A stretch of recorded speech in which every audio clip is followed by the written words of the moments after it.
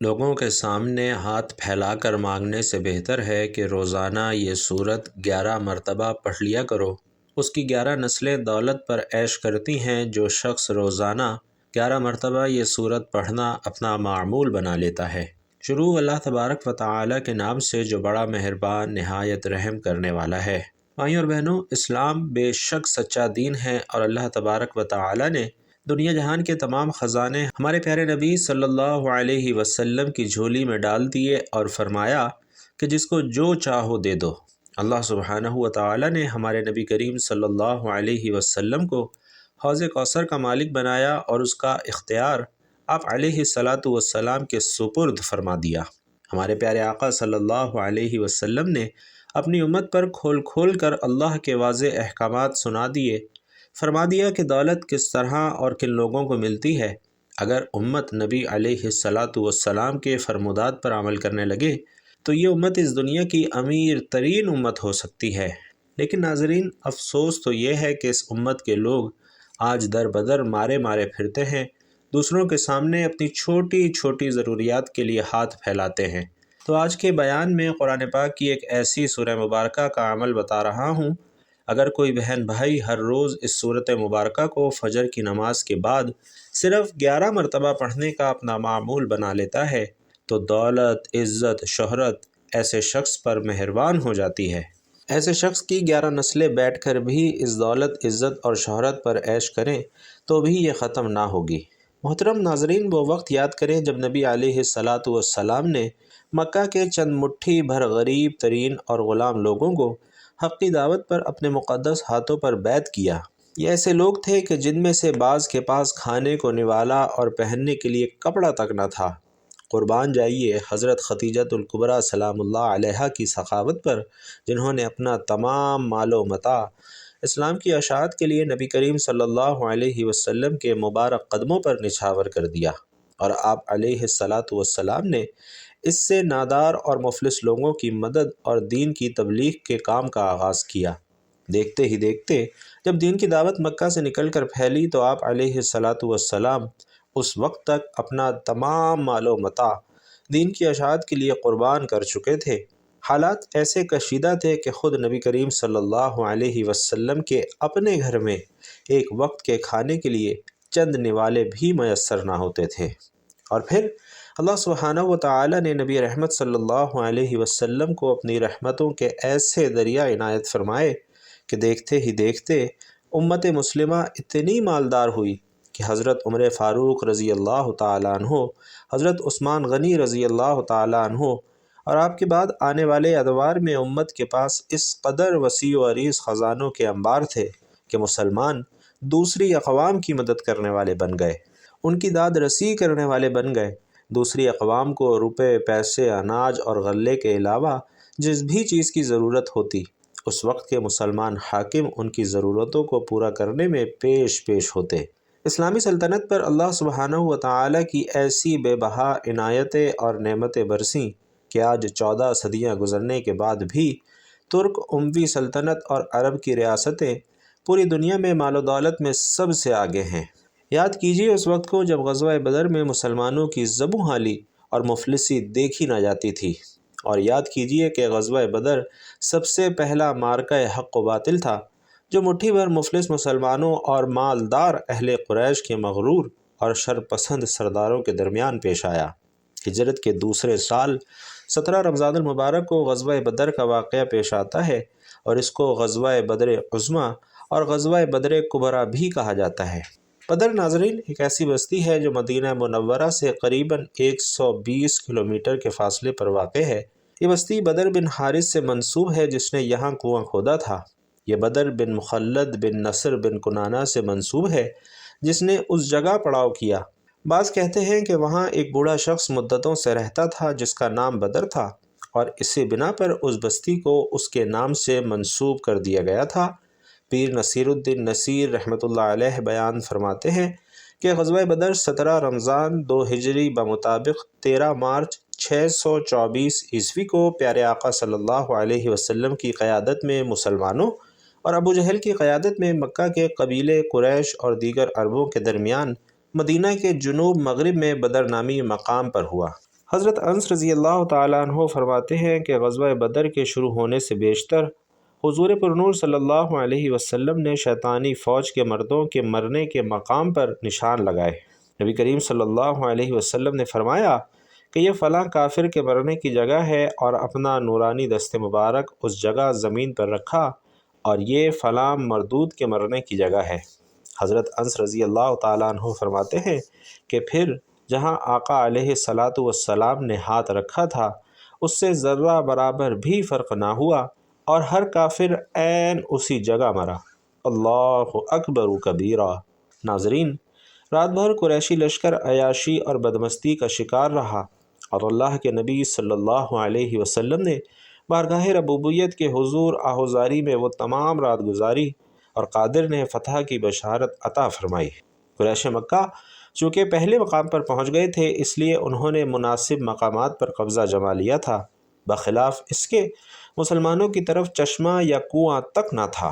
مسلمانوں کی مفلسی کا یہ عالم تھا کہ جس مقام پر مسلمانوں کی مٹھی بھر فوج کو جگہ ملی، وہ زمین ایسی ریتلی تھی کہ اونٹ کے پاؤں ریتلی زمین میں دھس جاتے تھے۔ خشک اور ریتلی زمین 313 مسلمانوں کے لشکر کی حرکت کے سبب ایسی گرد آلود تھی کہ اپنی ہی سپاہ کی نقل و حرکت کا اندازہ نہ ہوتا تھا، لیکن پھر تائید ایزدی اور رحمت الہی عز و جل سے وہاں پر ایسا رحمت والا بادل برسا جس سے گرد جم گئی، اور نبی پاک صلی اللہ علیہ وسلم کے حکم کے مطابق جا بجا پانی کو روک کر چھوٹے چھوٹے حوض بنا لیے گئے، اور پوری وادی جل تھل ہو گئی۔ سب پانی سے سیراب ہوئے، غسل کیا، وضو کیا، تمام اونٹوں کو پانی پلایا اور مشکیزیں بھر کر رکھ لیے۔ لیگزار مضبوط اور سخت ہو گئی، لیکن کفار کی زمین میں کیچڑ پیدا ہو گیا، اور اس قدرتی احسان کا رب کریم نے قرآن مجید میں اس طرح سے ذکر فرمایا ہے: اور آسمان سے تم پر پانی اتارا کہ تمہیں اس سے ستھرا کرے، اور شیطان کی ناپاکی تم سے دور فرمائے، اور تمہارے دلوں کی ڈھارس بندھائے، اور اس سے تمہارے قدم جمائے۔ ناظرین، روایات میں ہے کہ حضور نبی کریم صلی اللہ علیہ وسلم کے دست اقدس میں ایک تیر تھا، اس کے اشارے سے آپ صلی اللہ علیہ وسلم مجاہدین کی صفیں قائم فرما رہے تھے۔ مہاجرین کا عالم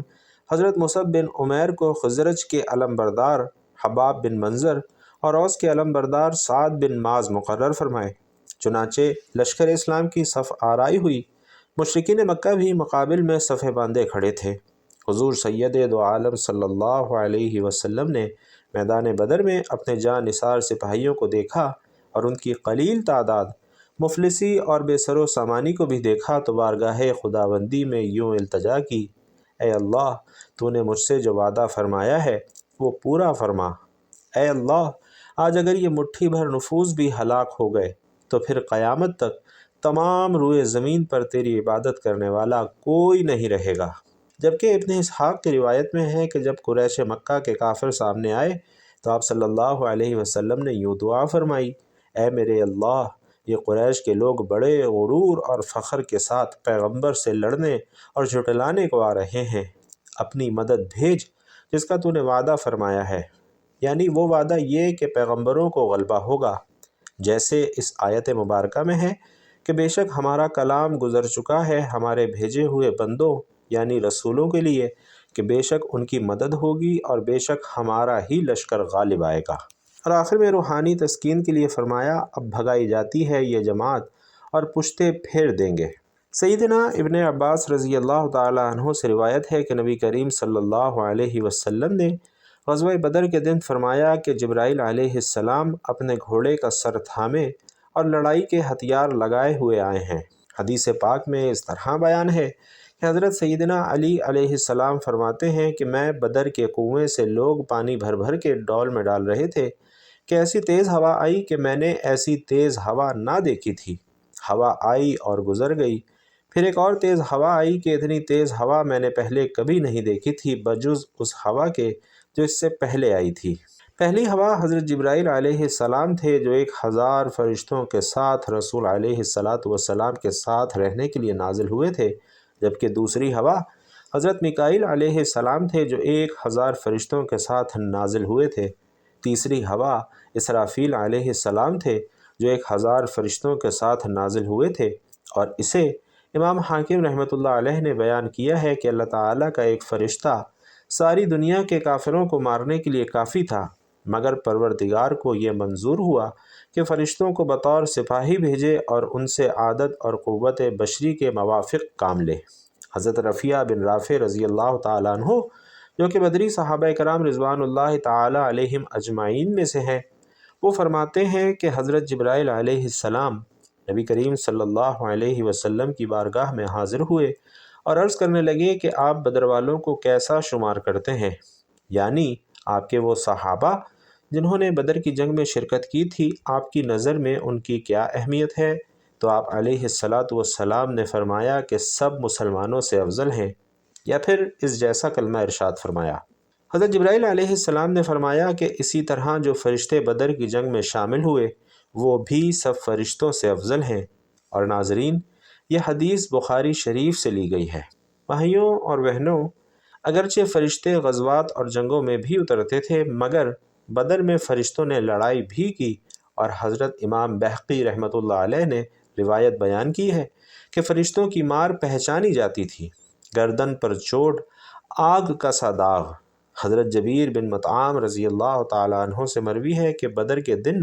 میں نے کافروں کی شکست سے پہلے آسمان سے کالی کالی چیونٹیوں کو اترتے دیکھا۔ یہ فرشتے تھے اور ان کے اترتے ہی فوراً کافروں کو شکست ہوئی۔ ایک روایت میں یہ بھی ہے کہ میں کافروں کو مارنے جا رہا تھا کہ اتنے میں آسمان سے ایک کوڑے کی آواز سنائی دی، کوئی کہہ رہا تھا اے خزدم آگے بڑھ، اور پھر وہ کافر مر کر گر پڑا۔ جبکہ اللہ سبحانہ و تعالی نے قرآن مقدس میں اس جنگ کی منظر کشی ان الفاظ میں فرمائی ہے کہ دونوں فوجیں آمنے سامنے مقابل ہیں، حق و باطل، کفر اور اصلاح، نور و ظلمت، نیکی و بدی اور خیر و شر۔ بے شک تمہارے لیے نشانی تھی دو گروہوں کی جو آپس میں لڑ پڑے، ایک جو تھا اللہ کی راہ میں لڑتا اور دوسرا کفر کی۔ مسلمانوں نے جو آنکھوں دیکھا اپنے سے دگنا سمجھے۔ ناظرین، اس میدان بدر میں ابو جہل کے علاوہ امیہ بن خلف، جس نے حضرت بلال حبشی رضی اللہ تعالیٰ عنہ پر بے پناہ ظلم ڈھائے تھے، اور ابو بختری جیسے اہم سرداران قریش بھی مارے گئے، اور یہ مغرور لشکر میدان چھوڑ کر بھاگ کھڑا ہوا۔ اللہ سبحانہ و تعالی نے اسلام کو فتح دی، اور دنیا نے دیکھ لیا کہ فتح اور شکست میں مادی قوت سے زیادہ روحانی قوت کا دخل ہوتا ہے۔ مسلمانوں کے کل 14 آدمی شہید ہوئے، جبکہ اس کے مقابلے میں قریش کے 70 آدمی مارے گئے، جن میں سے 36 حضرت مولا علی رضی اللہ تعالی عنہ کے ہاتھوں قتل ہوئے۔ 70 سے زیادہ گرفتار ہوئے، اور قریشی مقتولین میں ان کے تقریباً تمام نامور سردار شامل تھے، اور گرفتار ہونے والے بھی ان کے معززین میں سے تھے۔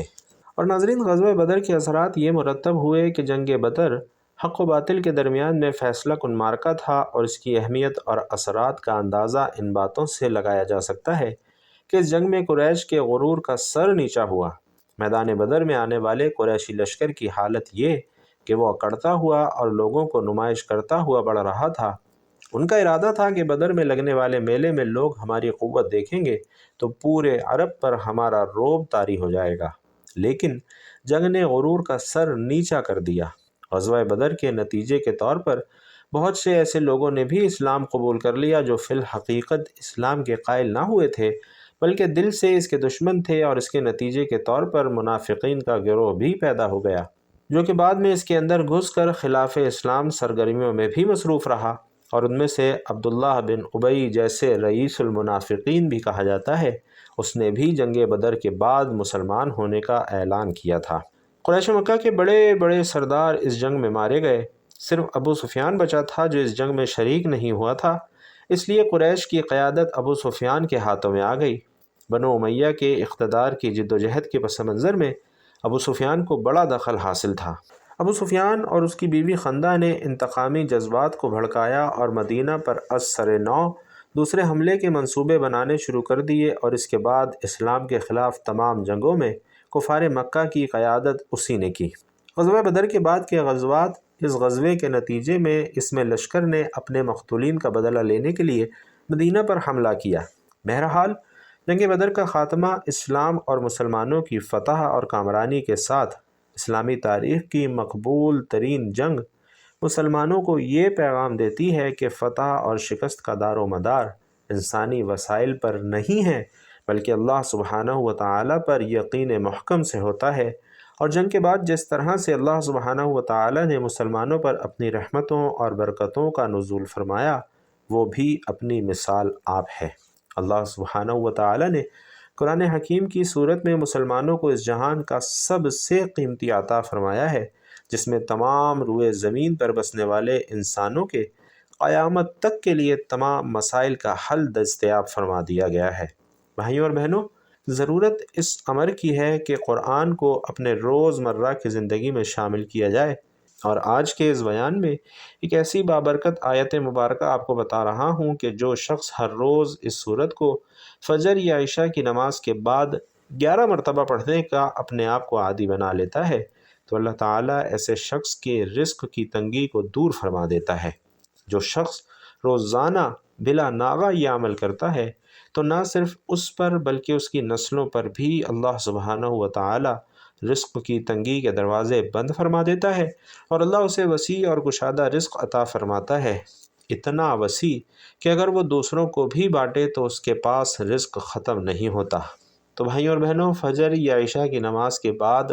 سب سے پہلے 11 مرتبہ درود پاک پڑھنا ہے۔ یوں تو آپ کوئی سا بھی درود پاک پڑھ سکتے ہیں، لیکن اگر آپ درود ابراہیمی پڑھتے ہیں تو یہ سب سے زیادہ فضیلت والا ہے۔ آئیے خیر و برکت اور ثواب کی نیت سے ایک مرتبہ ساتھ مل کر بھی درود پاک پڑھتے ہیں۔ اللہم صلی علی محمد وعلی آل محمد کما صلیت علی ابراہیم وعلی آل ابراہیم انک حمید مجید۔ اللہم بارک علی محمد وعلی آل محمد کما بارکت علی ابراہیم وعلی آل ابراہیم انک حمید مجید۔ تو بھائیوں اور بہنوں، درود پاک آپ کوئی سا بھی پڑھیں، آپ نے 11 مرتبہ درود پاک پڑھنا ہے، اور درود پاک پڑھنے کے بعد آپ نے یہ آیت پڑھنی ہے: اللہ یبسط الرزق لمن یشاء من عبادہ ویقدر لہ، جس کا ترجمہ ہے کہ اللہ اپنے بندوں میں سے جس کے لیے چاہتا ہے رزق کشادہ کر دیتا ہے، اور جس کے لیے چاہتا ہے تنگ کر دیتا ہے۔ تو یہ آیت اللہ یبسط الرزق لمن یشاء من عبادہ ویقدر لہ آپ نے 11 مرتبہ پڑھنی ہے، اور اس کے بعد اللہ تعالیٰ کے 2 ناموں کا ورد کرنا ہے، یا غنی یا رزاق۔ ان دونوں ناموں کو ملا کر پڑھیں گے تو ایک شمار ہوگا، اور اس طریقے سے یا غنی یا رزاق